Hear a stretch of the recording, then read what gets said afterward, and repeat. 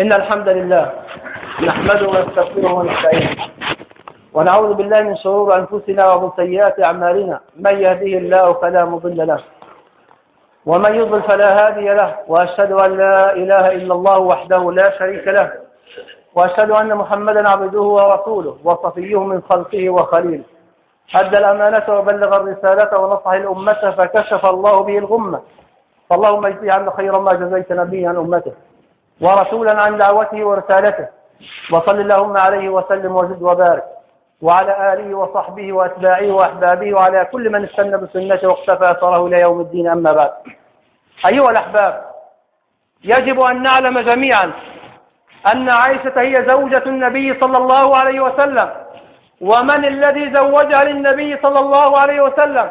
هو الله جل في علاه.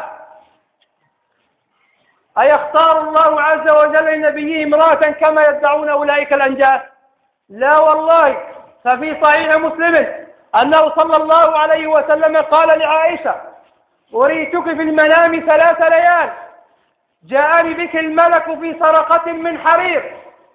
كان الملك يأتي للنبي صلى الله عليه وسلم في المنام ومعه قطعة قماش من حرير، قطعة بيضاء فيها صورة أم المؤمنين عائشة.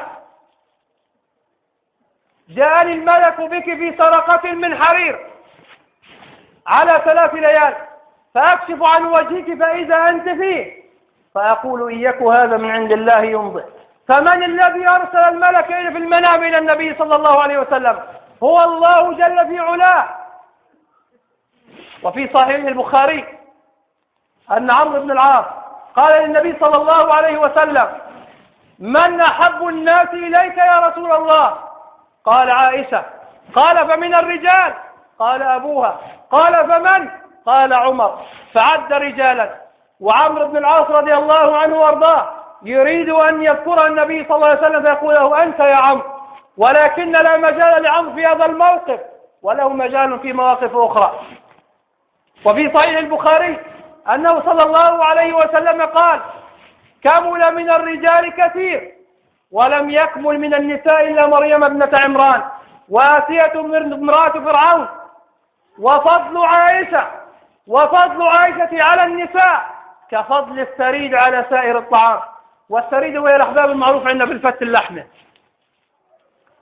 وفي صحيح البخاري أن أزواج النبي رضوان الله عليهن اجتمعنا إلى أم سلمة فقلنا: يا أم سلمة، أي كان الناس يتحرون بهداياهم ليلة عائشة فيرسلون الهدايا للنبي صلى الله عليه وسلم في بيت عائشة لأنهم يعلمون حبه لعائشة صلى الله عليه وسلم. يا أم سلمة، إن الناس يتحرون بهداياهم ليلة عائشة، فأمر نبي الله صلى الله عليه وسلم أن يأمر الناس أن يهدوا إليه حيثما دار وحيثما كان. تقول أم سلمة: فذكرت ذلك للنبي صلى الله عليه وسلم فأعرض عني، فذكرت له الثانية فأعرض عني، فلما ذكرت له الثالثة قال: يا أم سلمة، لا تؤذيني في عائشة، فإنه والله ما نزل علي الوحي وأنا في لحاف امرأة منكن غيرها. فلم ييأسن رضوان الله عليهن أجمعين، فأرسلنا ريحانة المصطفى فاطمة الزهراء عليها السلام. فذهبت فاطمة إلى النبي صلى الله عليه وسلم وقالت: يا رسول الله، نساؤك يسألنك العدل في ابنة أبي قحافة. فقال النبي صلى الله عليه وسلم لفاطمة: أي بنية، ألست تحبين ما أحب؟ قالت: بلى. قال: فأحب هذه. فخرجت فاطمة رضي الله عنها وارضاها وأخبرت نساء المؤمنين نساء النبي صلى الله عليه وسلم بما سمعت، فلم ييأسن رضوان الله عليهن فأرسلن زينب بنت جحش. تقول عائشة: وهي التي كانت تساويني في المنزل عند النبي صلى الله عليه وسلم، فذكرت له ذلك زينب، فتبسم النبي صلى الله عليه وسلم وقال: إنها ابنة أبي بكر، إنها ابنة أبي بكر. وهذه منقبة عظيمة للصديق رضي الله عنه وأرضاه، ورضي الله عن بيت أبي بكر. وفي صحيح مسلم أنه صلى الله عليه وسلم قال لعائشة: يا عائشة، جبريل يقرأ عليك السلام. فقالت: وعليه السلام ورحمة الله وبركاته. أيها الأحباب، ومن خصائص عائشة رضي الله عنها وارضاها أن النبي صلى الله عليه وسلم توفي على صدرها بين سحرها ونحرها ودفن في حجرتها صلى الله عليه وسلم. ومن خصائصها أن النبي صلى الله عليه وسلم لم يتزوج بكرا إلا عائشة رضي الله عنها وأرضاها، وهي أفقه نساء الأمة، كما قال أبو موسى الأشعري رضي الله عنه وأرضاه: كان إذا أشكل علينا إشكال، أي إذا استشكلت عليهم مسألة فقهية، قال سألنا عنها عائشة فوجدنا علمه عندها. وقال معاوية رضي الله عنه وأرضاه: ما رأيت قط أبلغ من عائشة إلا رسول الله صلى الله عليه وسلم. وروى الطبراني وصححه الألباني أنه صلى الله عليه وسلم قال: من سب أصحابي فعليه لعنة الله والملائكة والناس أجمعين. وفي رواية: لعن الله من سب أصحابي. وقال شيخ الإسلام ابن تيمية رحمه الله عندما سئل عن الرافضة قال: هم طائفة كفر وزندقة. وقال: يتحالفون مع كل عدو للإسلام والمسلمين.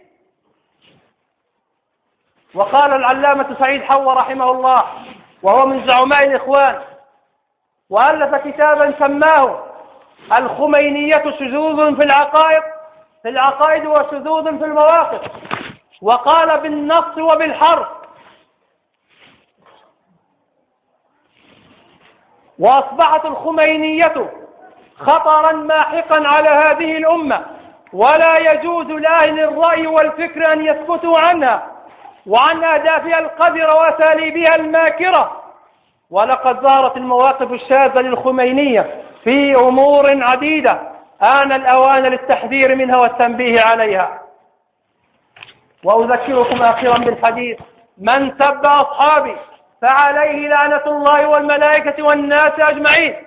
ويقول الله جل في علاه: إن الذين يؤذون الله ورسوله لعنهم الله في الدنيا والآخرة ولهم عذابا مهينا. وفي الختام أيها الأحباب، إخوانكم في هذا المسجد يستحثونكم على جمع التبرعات، فجودوا بما جاد الله به عليكم من مال، ولا تبخلوا على هذا المسجد، فهذا المسجد لكم ولأحفادكم. ولا يقولون أحد هذا مالي، كما قال قارون عند موسى عندما ذهب ليطلب إليه من الزكاة فقال: إنما أوتيته على علم عندي، فكان الجزاء المر فخسفنا به وبداره الأرض. وقال النبي صلى الله عليه وسلم: أنفق بلال ولا تخش من ذي العرش إقلالا. وقال صلى الله عليه وسلم: ما نقص مال من صدقة. وفي الحديث الطويل الذي رواه الإمام أحمد أن الصحابي الجليل معاذ قال: أوصني يا رسول الله، فأوصاه بالصلاة والصيام. وقال له: يا معاذ، والصدقة تطفئ الخطيئة كما يطفئ الماء النار، فأينا لم يخطئ؟ فلنطفئ خطايانا بالصدقة. فجودوا بما جاد الله به عليكم من مال لهذا البيت. اللهم صل على محمد وآل محمد كما صليت على إبراهيم وعلى آل إبراهيم إنك حميد مجيد، وبارك على محمد وآل محمد كما باركت على إبراهيم وعلى آل إبراهيم إنك حميد مجيد. اللهم ارحمنا فإنك بنا راحم، ولا تعذبنا فأنت علينا قادر، والطف بنا بما جرت به المقادير، فإنك يا مولانا على كل شيء قدير. اللهم أرنا الحق حقا وارزقنا اتباعه، وأرنا الباطل باطلا وارزقنا اجتنابه. اللهم طهر قلوبنا من النفاق، وطهر أعمالنا من الرياء، وطهر ألسنتنا من الكذب، وطهر أعيننا من الخيانة، وطهر قلوبنا من الغل والحقد والحسد. اللهم ارزقنا محبة الصحابة وآل بيت النبي صلى الله عليه وسلم. اللهم ارزقنا محبة الصحابة وآل البيت. اللهم عليك بكل من تطاول على الصحابة وأمهات المؤمنين. اللهم عليك بكل من تطاول على الصحابة وأمهات المؤمنين. اللهم عليك بكل من تطاول على الصحابة وعلى أمهات المؤمنين. أقول ما تسمعون، استغفر الله لي ولكم.